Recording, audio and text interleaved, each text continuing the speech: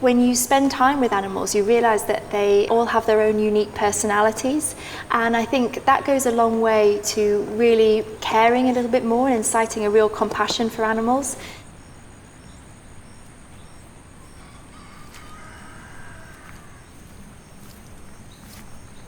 I went to live in the rainforest for a month in Bolivia last year.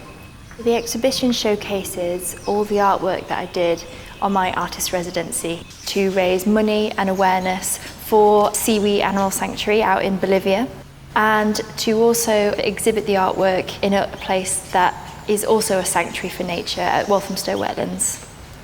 So the sanctuary I was on, Ambue Ari, was mainly home to big cats, and that's everything from jaguars to pumas and ocelots all the way down to the smallest margays.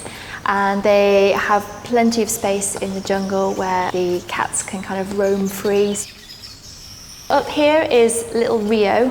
He was in a bit of a rough shape. Again, his mum had been killed. He'd been poached and tried to be sold as an illegal pet. He had to have kind of quite important leg surgery to sort of save his life. And after that, one of the dedicated vets at the sanctuary kind of took on the position of his mum and has trying to, she tries to teach him how to kind of navigate the jungle. So it is really important to spread awareness about illegal wildlife trafficking, because when these animals are taken from the jungle, the whole rainforest ecosystem is upset. So the main predators are not there, and which means that there are the carefully balanced ecosystem is completely undone. So it wasn't just big cats on the sanctuary, there was a whole load of different animals. So this here is a Peanut, he is a crab-eating fox. This is Tianji, he is a coati. Down here is Delilo, he's an agouti.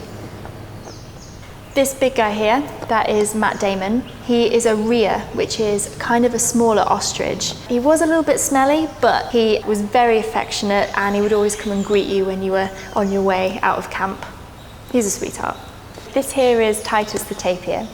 He's actually the first animal that I met when I arrived in the jungle. So my favourite thing about Titus was his enthusiasm for his breakfast. So every time I or one of the other volunteers came and they'd bring his bowl of yucca and grain and vegetables, he'd get a giant erection, and it was so big that it would drag along the ground. But he actually was rescued from a hotel when they were keeping it as a tourist attraction. But he's been at the sanctuary for a long time now, and he has a lovely enclosure in the jungle. He has a lagoon where he goes swimming. He's a happy tapir. So this is Biton. He's a male howler monkey. He was brought to the sanctuary when he was rescued from being an illegal pet. So his mum was shot in the jungle, and he was poached, sold on the black market as a pet when he was a baby. And because of that, he has not really been able to learn how to be a howler monkey. And so it's a bit too dangerous to re-release him back into the wild. Even though he's healthy and lovable, you just can't guarantee that he's gonna get along with the wild howler monkeys.